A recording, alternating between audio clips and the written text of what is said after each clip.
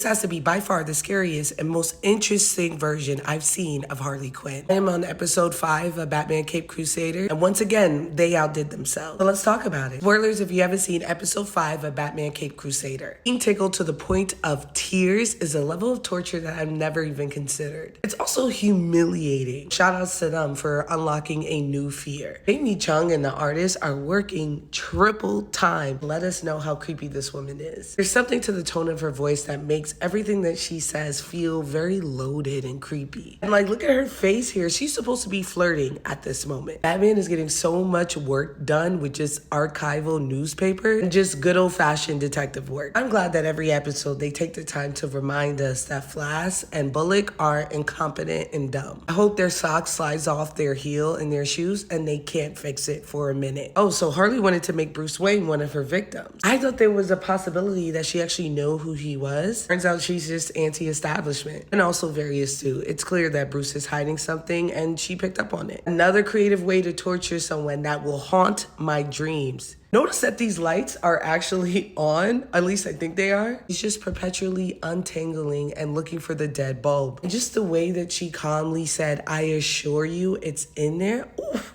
Chick is evil, oh my God. Even though we barely see them interact before this episode, they did a really good job of establishing their friendship. Everyone's checking on Jim because he's working too hard, but no one's checking on Barbara. I hope that that gets brought up very soon. I would love the twist of that codependent, psychotic relationship between him and the Joker be between him and Harley. There's a history there. They are both clearly sick. And it seems like Harley gets like aroused when she's around these crazy millionaires. The scariest part about her as his foil is she actually won. She beat the Batman. He was finna die. Look at him, down bad. He never going to therapy again. What's crazy about Batman being saved by Barbara is the fact that he told her to go home and let the big boys play. Now look at you. Let's give Barbara her proper, because she was bashing at this bulletproof glass probably for 3 minutes straight. Sheer willpower and endurance it would have to take to do that is unmatched. She actually cracked the glass. I laughed out loud though when Harley came back and tried to open it and she just was like, "Oh, you broke it." Harley values her relationships over everything else. She was ready to die for her friend. Can't wait for her to come back. Honestly, I hope her obsession is with Batman and Barbara and Renee instead of the Joker. Like, this is such an independent woman who is dangerous on her own. Like, I'm cool with her teaming up with the Joker. That abusive relationship plot point doesn't need to happen here. This is the Harley I didn't even know that I could have. Do you think Batman let Harley fall on purpose? Let me roll the tape one more time for your viewership. Okay, so both women are falling here, right?